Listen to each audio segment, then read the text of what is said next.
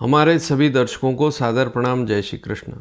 आज मैं आपको पंच महापुरुष योग में जो तीसरा नंबर का योग है हंस योग, उसके बारे में जानकारी दूंगा। यह अति शुभ योग होता है और कुंडली में यदि इस प्रकार का योग है तो क्या क्या उसके लाभ हो सकते हैं, व्यक्ति क्या क्या कार्य करे तो उसे फ़ायदा होता है और जीवन में इससे तरक्की भी मिलती है, मान सम्मान भी बढ़ता है, व्यक्ति का स्वभाव भी अच्छा रहता है। तो आज आप पूरा वीडियो देखेंगे तो हंस योग को समझ पाएंगे। पंच महापुरुष योग, रोचक योग, भद्र योग, हंस योग, मालव्य योग और शश योग, 5 ग्रहों से बनने वाले पंच महापुरुष योग में एक योग हंस योग भी होता है, जो कि हमारे ज्योतिष शास्त्र में प्राचीन ग्रंथों में लिखा गया है। तो यह हंस योग गुरु से बनता है, गुरु ग्रह जो है उससे हंस योग बनता है और इसके लिए आपको अपनी लग्न कुंडली खोलकर देखनी होगी। हालांकि चंद्र कुंडली से भी बनता है, लेकिन लग्न कुंडली से जो बने योग वही वास्तविक और सही योग कहलाता है। तो लग्न कुंडली में हम गुरु को कहाँ कहाँ देखते हैं तो यह योग बनेगा। तो हमारी जो कुंडली है उसमें केंद्र भाव, हमारी कुंडली में केंद्र भाव आप देखें कि लग्न, चतुर्थ भाव, सप्तम भाव और दशम भाव, इन 4 भावों में गुरु की स्थिति देखनी पड़ती है हंस योग के लिए। और हंस योग बनेगा धनु राशि, मीन राशि और कर्क राशि पर। तो गुरु आपकी कुंडली में यदि लग्न में धनु राशि, मीन राशि या कर्क राशि पर है, चौथे भाव में गुरु यदि धनु राशि, मीन राशि या कर्क राशि पर है, इसी प्रकार से सप्तम भाव में गुरु धनु राशि, मीन राशि या कर्क राशि पर है, और अंतिम दशम भाव में ये जो चारों केंद्र हैं इनमें ही बनते हैं पंच महापुरुष योग। तो गुरु दशम भाव में यदि धनु राशि, मीन राशि या कर्क राशि पर हो तो ऐसी स्थिति में वह हंस योग कहलाएगा, लेकिन कुछ शर्तें भी है। ऐसा नहीं है कि आपने गुरु को देख लिया और आप उसे मान लेते हैं, हंस योग की श्रेणी में ले लेते हैं। जैसे अगले वर्ष आने वाले 2022 में अप्रैल महीने से लेकर 2023 अप्रैल तक गुरु मीन राशि पर रहेगा। अब ऐसी स्थिति में यदि गुरु मीन राशि पर है और मान लीजिए ऐसे समय में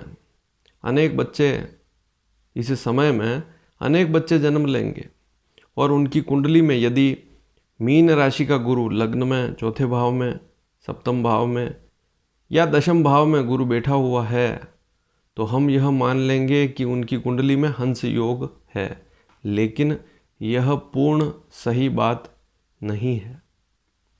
गुरु बलवान होना चाहिए। हमारे शास्त्रों में विद्वानों ने लिखा है कि गुरु यदि बलवान होगा तभी हंस योग निर्मित होगा। तो गुरु 12 से 18 डिग्री के बीच में है तभी वह शुभ स्थिति में होगा, बलवान स्थिति में होगा। तो अंशों के आधार पर देखें तो 12 से 18 डिग्री।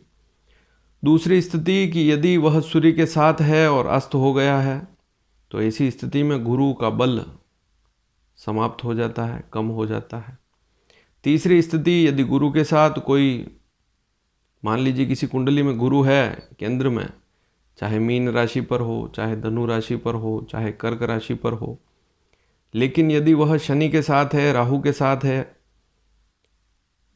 तब भी समस्या रहती है, गुरु का उतना अच्छा फल नहीं मिल पाता है। गुरु के साथ यदि शुक्र शत्रु है, वह भी बैठ जाए तब भी उसके शुभ फलों में फर्क आ जाता है। तो गुरु अकेला हो तो सबसे अच्छी स्थिति है। अब मेरे हिसाब से अगर देखें तो मेष लग्न में यदि आप गुरु को देखें तो चौथे भाव में कर्क राशि होगी मेष लग्न की कुंडली में, और मेष लग्न की कुंडली में यदि चौथे भाव में गुरु कर्क राशि पर, उच्च राशि पर है और बलवान स्थिति में है तो यह योग ज़्यादा शुभ रहता है। इसी प्रकार से यदि आप कर्क लग्न की कुंडली देखें और लग्न में गुरु बैठा हुआ है, अकेला है, अच्छी स्थिति में है, बलवान है, उस पर राहु या शनि की दृष्टि नहीं है, उस स्थिति को भी समझें, या वो अस्त नहीं है, तो यह गुरु भी बहुत अच्छा होता है। कर्क लग्न में लग्न का गुरु।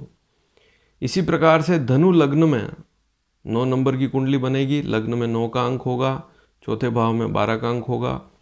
धनु लग्न में यदि लग्न में गुरु बैठा हुआ है धनु राशि पर, या धनु लग्न में चौथे भाव में गुरु बैठा हुआ है मीन राशि पर, तो यह स्थिति भी मजबूत होती है। यदि गुरु बलवान है तो यह वास्तविक हंस योग कहलाएगा।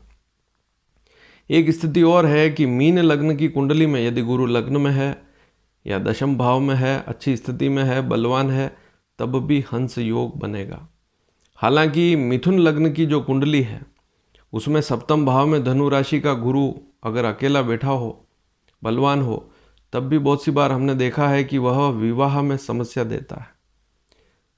यहाँ पर आप गुरु से हंस योग देख सकते हैं, हंस योग बनेगा जरूर, लेकिन उसके उतने अच्छे फल नहीं मिल पाते हैं।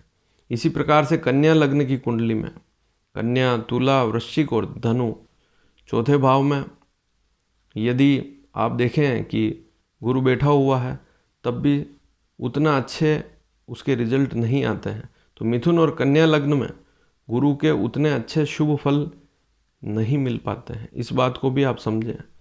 लेकिन फिर भी बलवान है तो व्यक्ति में गुरु के गुण अवश्य होंगे। अब ये जो हंस योग है, इसके लाभ क्या हो सकते हैं?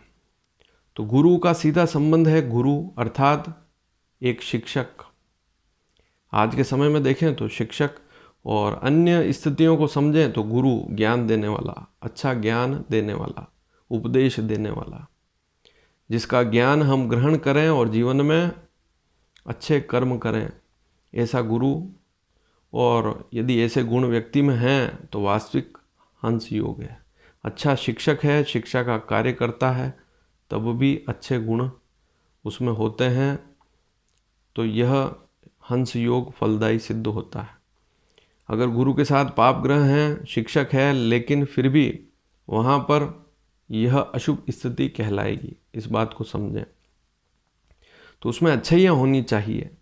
एक बात और है कि गुरु से हम व्यक्ति में विवेक देखते हैं, धैर्य देखते हैं, ज्ञान कितना है वह भी गुरु से देखते हैं। तो ये सारी स्थितियाँ जो है गुरु से देखी जाती हैं।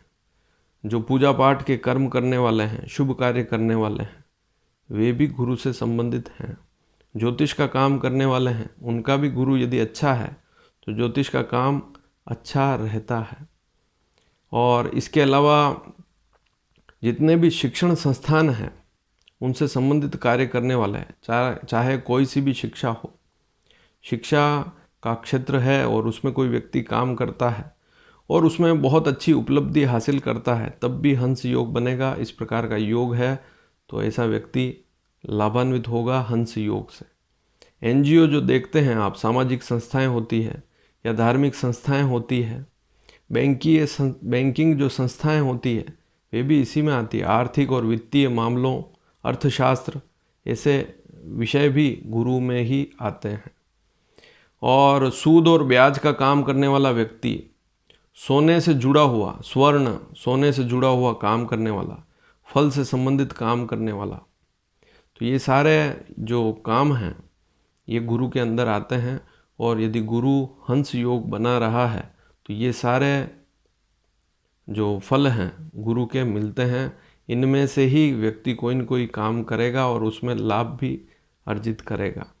बड़े बड़े प्रोफेसर आपने देखे हों, या हॉस्पिटल में कोई डॉक्टर है तब भी वह अच्छे पद पर है, या व्यवस्थापक है, प्रबंधक है, तो वह स्थिति भी गुरु से देखी जाती है। हॉस्पिटल में बड़ा जो मैनेजर है, जो डॉक्टर भी है और मैनेजमेंट भी देखता है, वह स्थिति भी गुरु से देखी जाती है। और हॉस्पिटल में पढ़ाने वाला जो गुरु है, गुरु कैसा भी हो, सीधी बात यही है कि शिक्षक कैसा भी हो, वह गुरु से संबंधित होता है। मोम, शहद, इनसे जुड़े हुए काम करने वाले लोग भी गुरु से संबंधित होते हैं। पीले रंग का काम करने वाले व्यक्ति भी गुरु से संबंधित होते हैं। लेकिन हंस योग तभी बनेगा जब व्यक्ति ऊंचा पद प्राप्त करेगा, इन क्षेत्रों में अच्छी उपलब्धि हासिल करेगा। तो गुरु से बनता है हंस योग, लेकिन गुरु की स्थितियां मैंने बता दी। गुरु बलवान हो तभी यह योग बनेगा। हालांकि हम कुंडली में गुरु को केंद्र में धनु, मीन, कर्क पर देख लेते हैं और हम हंस योग कह देते हैं। ऐसा कहने से उस कुंडली में हंस योग नहीं बनेगा। गुरु बलवान भी हो और उस व्यक्ति को अच्छी दशाएं भी चल रही हो, लग्न के स्वामी की, पंचम के स्वामी की, नवम के स्वामी की दशा चल रही हो और गुरु शुभ हो और गुरु की दशा चल रही हो, तो हंस योग विशेष फलदायी सिद्ध होता है। तो आज आपने इस योग को समझा। यदि यह योग आपकी कुंडली में भी है और आपको अच्छे रिजल्ट मिल रहे हैं, तो आप यह समझें कि आपकी कुंडली में हंस योग 100% है। अन्यथा यदि आप दुखी हैं और गुरु से संबंधित जो भी काम कर रहे हैं उनमें लाभ नहीं मिल रहा है, तो आप वहाँ पर गुरु को बल भी दे सकते हैं। यदि गुरु केंद्र में है, कमजोर स्थिति में है, तो उसका पुखराज रत्न धारण करना शुभ रहता है। उससे गुरु के शुभ फल मिलते हैं। और यह जानकारी आपको अच्छी लगी हो तो इसे शेयर अवश्य करें। धन्यवाद। जय श्री कृष्ण।